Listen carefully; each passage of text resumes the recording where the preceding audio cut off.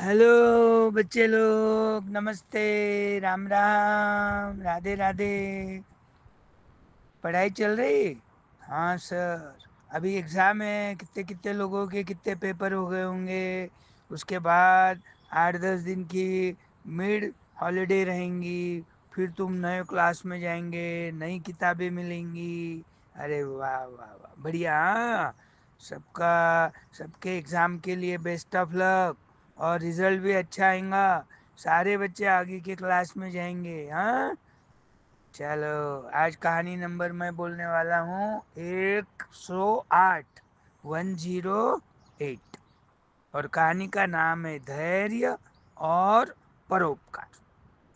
धैर्य, धाड़स, करेज। परोपकार, लोगों को मदद करना, सहायता करना, लोगों के ऊपर उपकार करना, सेल्फिश नहीं रहना। हाँ, तो पुरानी कहानी है ये बहुत। एक चित्रकूट नाम का पर्वत था। उसके ऊपर एक गायत्री माता का मंदिर था। देवी का मंदिर था, उसका नाम गायत्री माता। अब वो गायत्री माता के मंदिर के बाजू में से, वो पहाड़ के बाजू में से एक नदी बहती थी। वो नदी बहुत चमत्कारिक थी। चमत्कारिक का मतलब, रोज की नदी तो तुमको मालूम है, पानी रहता बहता, लोग नहाते धोते, अच्छा पानी रहा तो पीते, घर को आ जाते। लेकिन ये चमत्कारिक नदी का क्या चमत्कार बताती थी वो? पानी तो निर्मल था, स्वच्छ था, ठंडगार पानी था, पीने जैसा। लेकिन जब भी कोई आदमी उसमें नहाएगा, और यदि वो पुण्यवान है, तो ही वो नदी का पानी जैसा कि वैसा रहेगा, पीने लायक रहेगा, ठंडा रहेगा, स्वच्छ रहेगा। कोई दुर्गंधी नहीं आएंगी वो पानी में से, कोई कचरा वचरा। ये नदी का चमत्कार था। और एक आधा दुराचारी आदमी, पापी आदमी, झूठ बोलने वाला, चोरी करने वाला, गंदे नेचर का, उसमें नहाया तो तुरंत वो नदी का पानी गंदा हो जाता।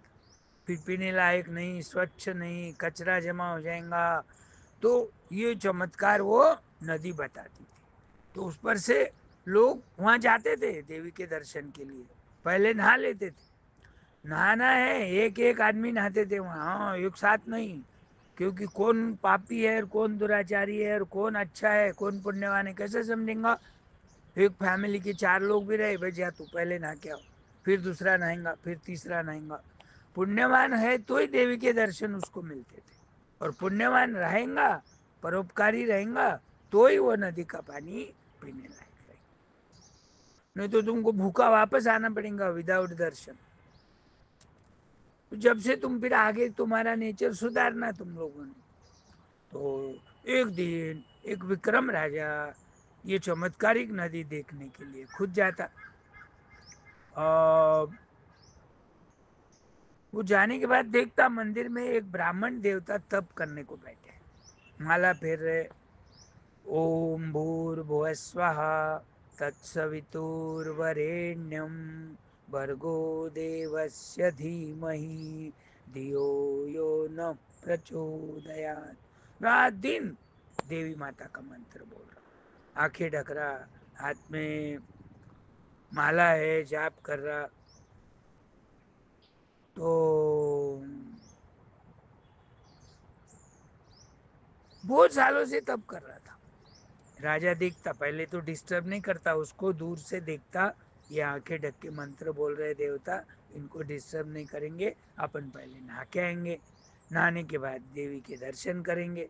और देवी के दर्शन के बाद वो ब्राह्मण देवता को पूछेंगे, भाई आप कब से जप कर रहे, देवी प्रसन्न हुई क्या, नहीं हुई तो कब तक करने वाले हैं। और यहाँ फिर सुनसान पर्वत के ऊपर आप क्या खाते होंगे, क्या पीते होंगे, जीवन निर्वाह आपका कैसा चल रहा है, ये पूछूंगा। अब राजा कपड़े उतार के नदी में डुबकी मारता। अभी कुंभ मेला में कैसे लोग डुबकी मारने को गए ना, सब बूढ़े आदमी गए, और यंग आदमी गए, लेडीज गए, जेंट्स गए, सब गए। सबको लगता डुबकी मारने से अपने को मोक्ष मिलेगा। गलत बात है। अरे खाली डुबकी मारने से यदि मोक्ष मिलता होगा तो सारी दुनिया के लोग जाते थे वहाँ। वो एक अंधविश्वास है भाई, पहले ही गंगा नदी पवित्र है और वहाँ 3 नदियों का संगम है, और ये योग वो 144 साल के बाद आया। हो सके तो नहाओ जाकर, जिसकी उम्र नहीं है, जिसको थकान है, वो न मत जाओ। सबको मोक्ष तो मिलने वाला है। मोक्ष कब मिलेगा? तुम्हारे कर्म अच्छे हैं। कर्म अच्छे यानी क्या? झूठ मत बोलो, चोरी मत करो, किसी के प्रति दुजा भाव मत रखो, और जो भी काम कर रहे हैं वो अच्छा करो, लोगों को हेल्प करो, तो तुमको भगवान सहायता करेंगे। और ज्यादा ही पुण्यवान कोई रहा तो उसको मोक्ष मिलेगा। सबको मोक्ष नहीं मिलता। हम्म। तो वैसा राजा लगा अपन पुण्यवान है कि नहीं देखेंगे, डुबकी मारता।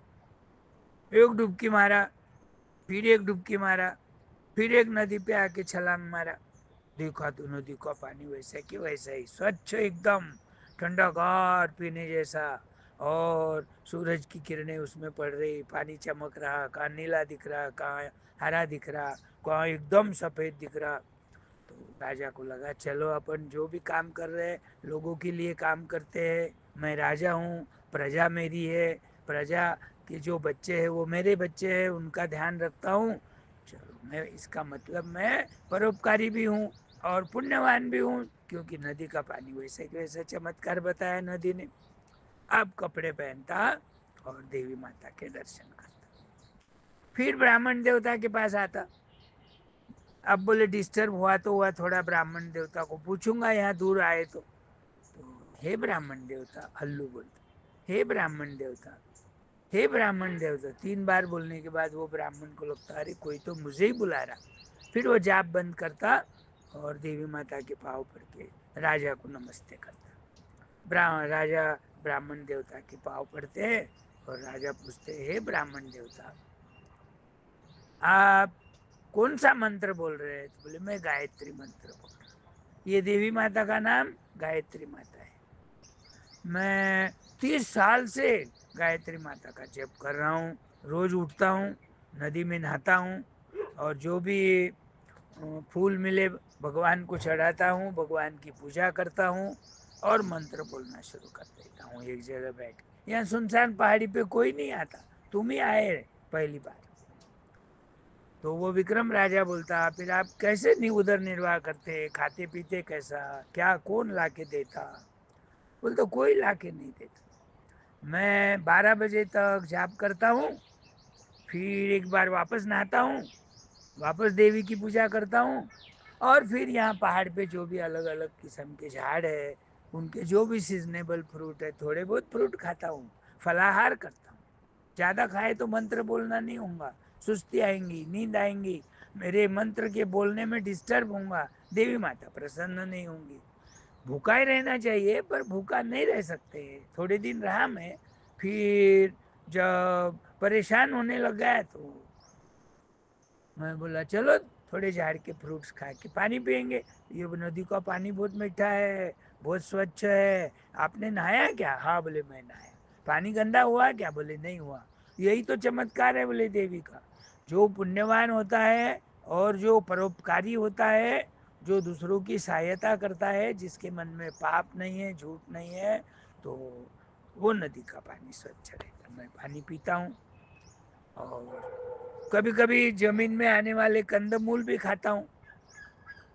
कभी कोई गाजर आ जाते, कभी मूली आ जाती, कभी वो कंदमूल नाम का एक फल रहता। जो भी जमीन में कुदरत ने, जब भगवान ने पृथ्वी बनाई है, तो पृथ्वी बनाने के बाद जब जीव प्राणी वहाँ है तो कुछ ना कुछ तो मुझे मिलता ही है। वो ये झाड़ के फ्रूट्स आते, फ्रूट पक जाते, वो पखेरु खा लेते, उसमें से बीज निकलते, धूप से बीज सूख जाते, हवा छूट जाती, उसके ऊपर मिट्टी आ जाती, बारिश होती, वो उसमें से अंकुर फूटते। तो ऐसे करके मुझे खाने में कोई दिक्कत नहीं है।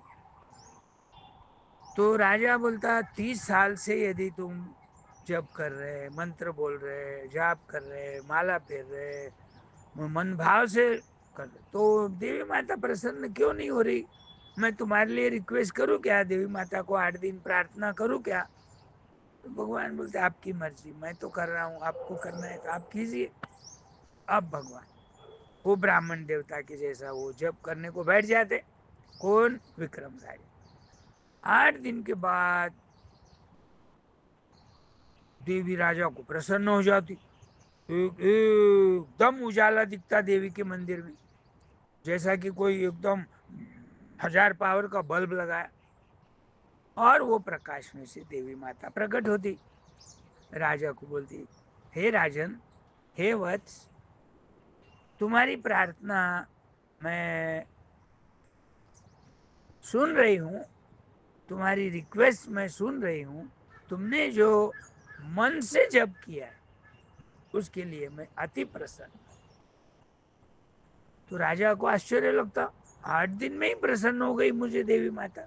देवी माता को पूछते, हे माता, ये ब्राह्मण देवता, गरीब ब्राह्मण देवता 30 साल से पिछले आपकी पूजा कर रहे, जप कर रहे, मंत्र बोल रहे, उनको प्रसन्न नहीं हुई, मुझे 8 दिन में ही। देवी माता बोलती, देखो राजन, तुमने मन भाव से प्रार्थना की, तुमने निरपेक्ष भाव से प्रार्थना की, तुमने तुम्हारे लिए प्रार्थना नहीं की, तुम परोपकारी हो, दूसरों को मदद करने के लिए तुमने मेरी प्रार्थना की, इसलिए मैं तुम पर अति प्रसन्न।